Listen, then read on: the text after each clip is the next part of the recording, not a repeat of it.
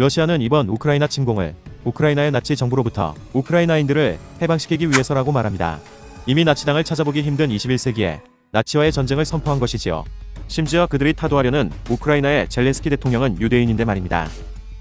그렇다면 왜 러시아는 우크라이나를 나치라고 말하며 전의를 불사르고 있는 것일까요?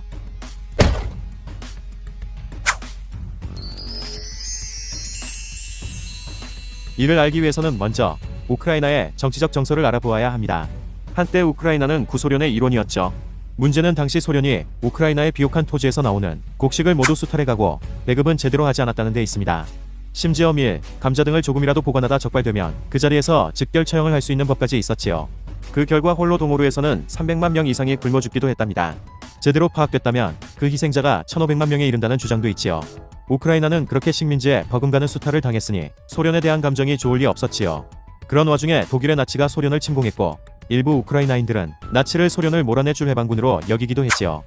그중 우크라이나의 극우단체인 오유에는 나치의 반폴란드, 반소련 정책을 지지하면서 폴란드인과 유대인을 학살하는데 공조합니다.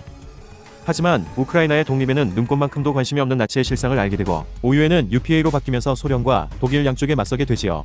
소련은 바로 이들의 활동을 근거로 자신들에 대항하는 우크라이나의 민족주의자들을 나치로 몰아가기 시작합니다. 이후 2014년 우리의 김연아 선수가 동계올림픽에서 러시아의 소트니코바 선수에게 어이없게 금메달을 강탈당한 바로 그 해에 우크라이나의 돈바스에서 내전이 일어납니다. 우크라이나로부터 독립하려는 친러 성향의 반군이 러시아군의 도움을 받아 우크라이나 정부의 반기를 든 것이지요. 궁지에 몰린 우크라이나 정부는 국민들에게 민병대를 조직해줄 것을 요청했는데요. 이때 네오나치, 백인 우월주의를 내세운 아조프 대대도 만들어집니다.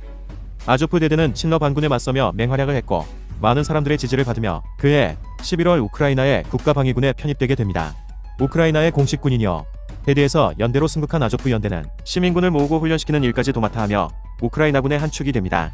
무엇보다 연대로 커지면서 극단적인 시각이 희석되고 백인 우월주의 경향이 약화되지요. 과거의 이들은 외신에 노출이라도 되면 공공연하게 나치의 표식을 보여주고 구호를 낭독하는 등 광신적인 모습을 보여주기도 했으나 현재는 오히려 자신들이 네오나치임을 부정하는 편이라고 합니다. 하지만 아조프 연대는 잔악행위와 인권침해로 악명이 높았습니다.